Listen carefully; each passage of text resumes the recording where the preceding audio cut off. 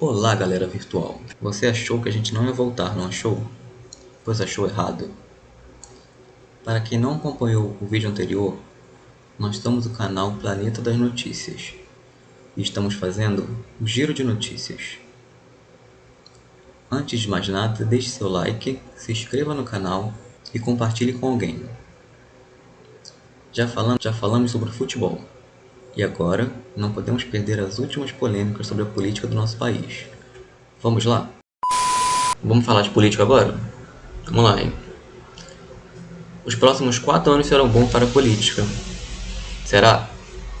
O senador Jorge Cajuru, do PSB, destacou em pronunciamento a importância de recolocar o Brasil na trilha do crescimento econômico e do desenvolvimento social.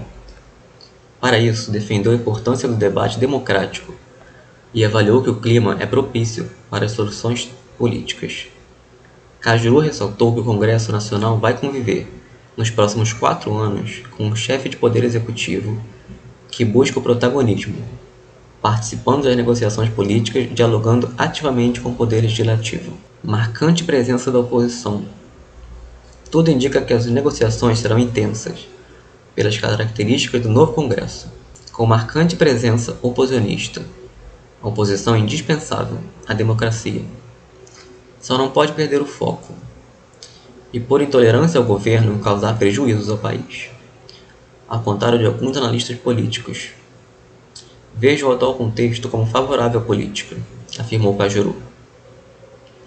Para Cajuru, o diálogo de forma transparente com a população, percebendo claramente a posição de cada grupo ideológico, vai contribuir para o fortalecimento da democracia. O senador ainda ressaltou que uma de suas missões será fortalecer as instituições, ajudando a normalizar as relações entre legislativo, judiciário e executivo. Ele também tratou como prioritário o debate sobre a reforma tributária e o novo arcabouço fiscal, que substituirá o teto dos gastos. Lembrou ainda que é autor de uma proposta de emenda à Constituição para extinguir a reeleição nos cargos de executivo e estender os mandatos para 5 anos. O que você acha disso? Concorda com a opinião desse polêmico senador? Deixe seu comentário aqui. Projeto para Educação Política e Financeira nos Currículos. O projeto de lei 268/23 inclui como temas transversais nos currículos da educação básica, que atualmente é formada por educação infantil, educação fundamental e ensino médio, a educação política e financeira. Apresentado pelo deputado Amon Mandel, o texto em análise na Câmara dos Deputados altera a Lei de Diretrizes e Bases da Educação Nacional. A proposta também inclui, entre as diretrizes a serem observadas nos conteúdos curriculares da educação básica, desenvolvimento de ações para a construção do conhecimento dos sistemas e processos políticos. Muitos alunos do ensino médio e fundamental não conhecem minimamente a estrutura política do Estado brasileiro, os direitos fundamentais, a diferença entre os poderes legislativo, executivo e judiciário. Esses estudantes saem da escola sem uma razoável noção do que os políticos fazem, quais os seus direitos mais básicos, etc. Em nítido despreparo para o pleno exercício da cidadania nas principais discussões da vida política, afirmou o deputado. Vamos lá, resumão de 2 meses da Janja no poder. Com 2 milhões de seguidores no Instagram e um gabinete no Palácio do Planalto, a primeira-dama Rosângela Silva, nossa famosa Janja, chegou ao governo prometendo que não seria coadjuvante. Desde a vitória do seu marido, Luiz Inácio Lula da Silva, do PT, nas eleições presidenciais, a socióloga deixou claro que não gostaria de assumir um papel passivo frente às decisões e políticas públicas, mas queria sair dos bastidores. A postura desengessada da socióloga ainda não é consenso, mesmo entre petistas, mas dados divulgados na última semana mostram que ela vem conquistando seu espaço.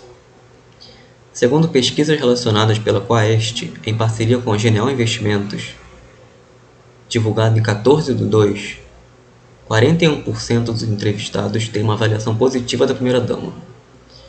outros 22% regular e 19% negativo. Presença certa em quase todos os eventos da pré-campanha do Lula. Janja foi crescendo nos holofotes antes mesmo do lançamento do nome dele ao pleito. A socióloga cantava jingle, dançava coreografia, fazia discursos sobre a trajetória política do petista nos palcos pelo Brasil. Sua influência na campanha chegou mesmo a causar atrito com lideranças do partido, que temiam a influência da socióloga sobre cada detalhe da rotina do então candidato. Do cardápio à segurança pessoal do marido, é tudo o Janja que faz.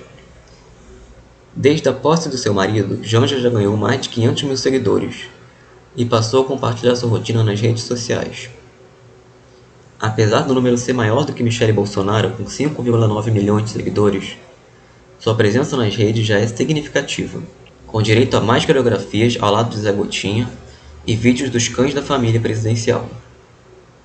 Apenas 13 dias após a vitória de Lula nas urnas, Janja deu a primeira entrevista em televisão e defendeu que pretendia ressignificar o conteúdo do que é ser uma primeira-dama. Sempre ao lado do marido.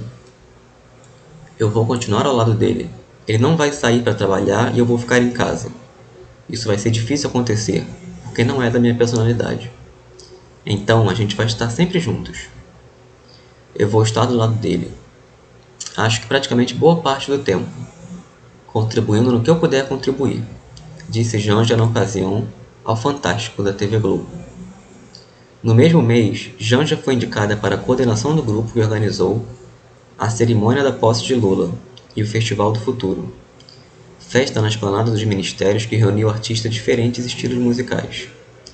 Além disso, Janja teria sido responsável pelo veto à indicação do deputado Pedro Paulo, do PSD, para o Ministério do Turismo, por conta de um histórico de acusação de agressão à mulher. Quem aí lembra desse histórico? Pois é. Mudanças como primeira-dama. Na primeira semana de janeiro, Janja ganhou gabinete próprio no terceiro andar do Palácio do Planalto, mesmo piso da sala do presidente Lula. Ela despacha diariamente do edifício, com direito a 2 assessoras. A presença da primeira-dama no palácio não é inédita. No primeiro mandato de Lula, a então esposa do petista, a falecida Marisa Letícia, também ocupava uma sala ao lado do gabinete presidencial, apesar de ter ficado longe dos holofotes políticos. O mesmo privilégio no Planalto foi dado a Marcela Temer, esposa do ex-presidente Michel Temer, e a Michele Bolsonaro, casada com Jair Bolsonaro. Na maioria dos casos, a participação política das primeiras-damas, no entanto, se ateve mais ao social. Os espaços foram pouco utilizados. A co-idealizadora da representativa, Noemi Araújo, aponta que é positivo ter perfis diferentes de primeiras-damas ao longo do tempo.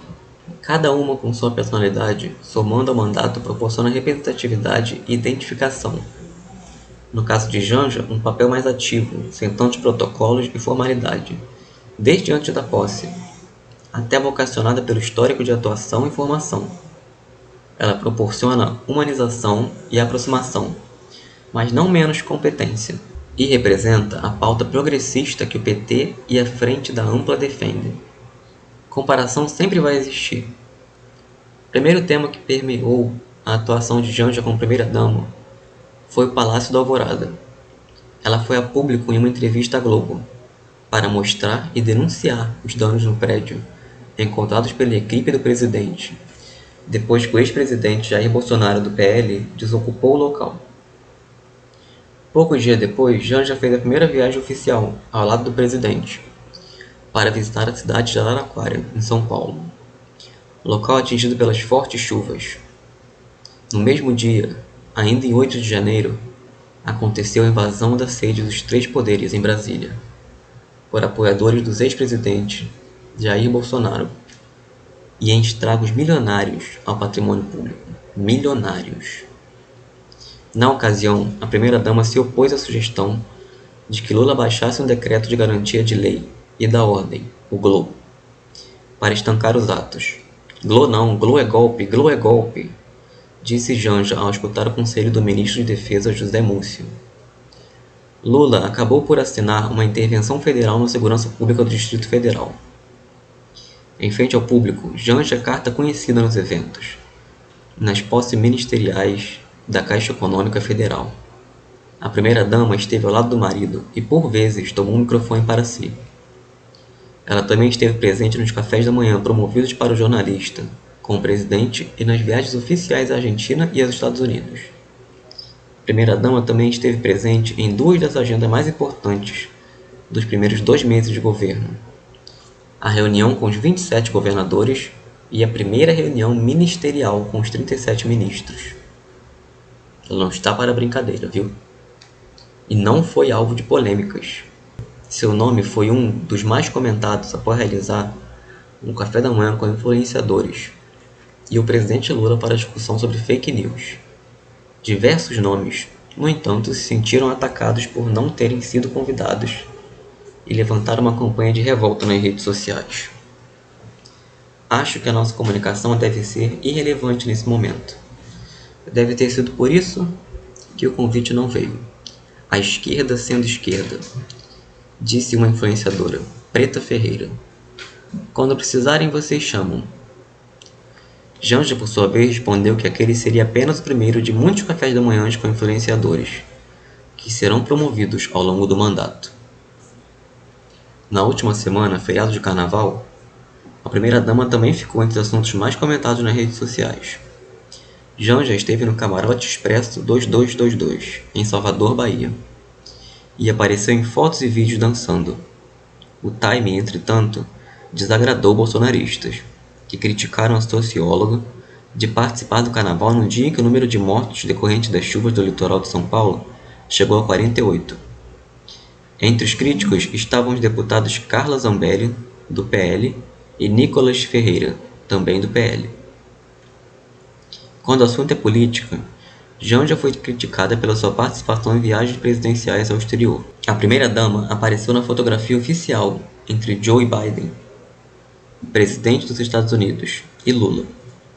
A imagem virou meme e internautas passaram a inserir imagens da primeira-dama no centro de aperto de mão históricos na mesma data. Ela teria encontro com a esposa de Biden, Jill Biden, que foi cancelado após a norte-americana passar mal.